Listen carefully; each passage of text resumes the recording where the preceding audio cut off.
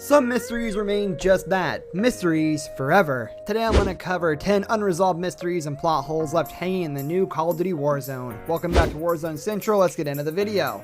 Number 10, Urzistan's future. Urzikistan has liberated from Barkov's tyranny, but what is next for the traumatized country?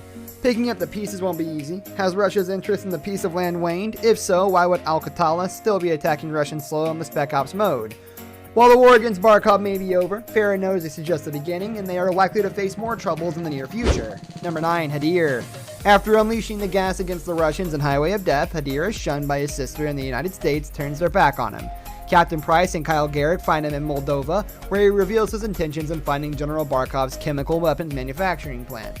After capturing him, Kate Laswell intervenes, telling Price that Hadir is going to be handed over to the Russians. What happens next is left for the sequel. The Spec Ops prologue says Al-Qatala's new leader likes Hadir, so maybe they will break him out of captivity. So will he then become a villain, or will he try to win back his sister's trust?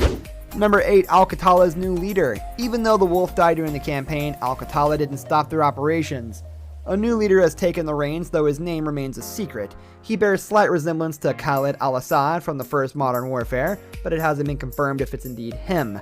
Whatever the case, what will you think of Farah's liberation forces? Number 7, Barkov's troops.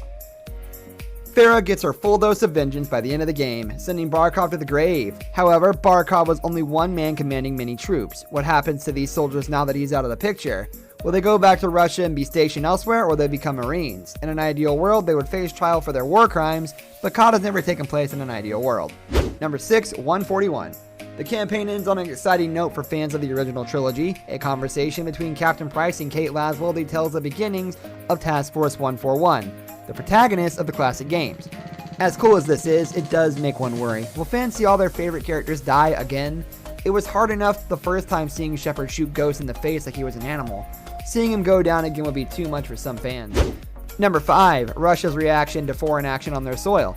Captain Price and Garrett go into St. Petersburg with complete secrecy, but there's no way the Kremlin doesn't catch wind of their activity. Russia officially disowns Barkov and his actions, but a few up top probably weren't crazy about foreign soldiers killing a general, even if he was a war criminal. It will lead to full-scale conflict between the superpowers, but it could not have done anything to ease tensions either.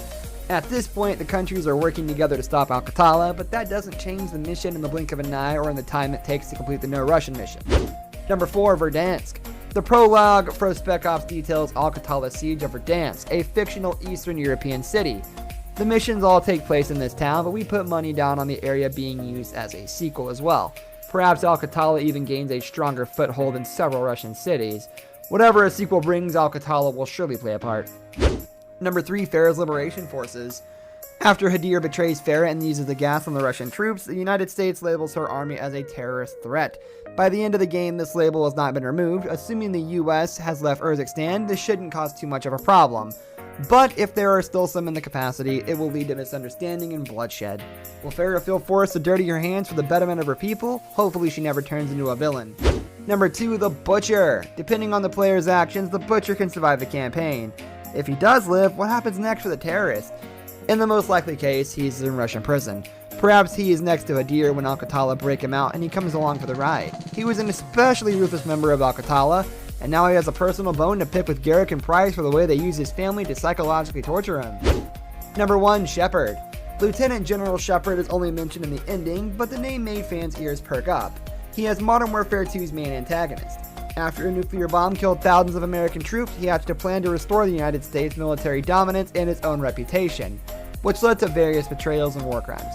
If nuclear destruction is avoided in the new continuity, will Shepard still become a villain? For Ghost's sake, we sure hope not.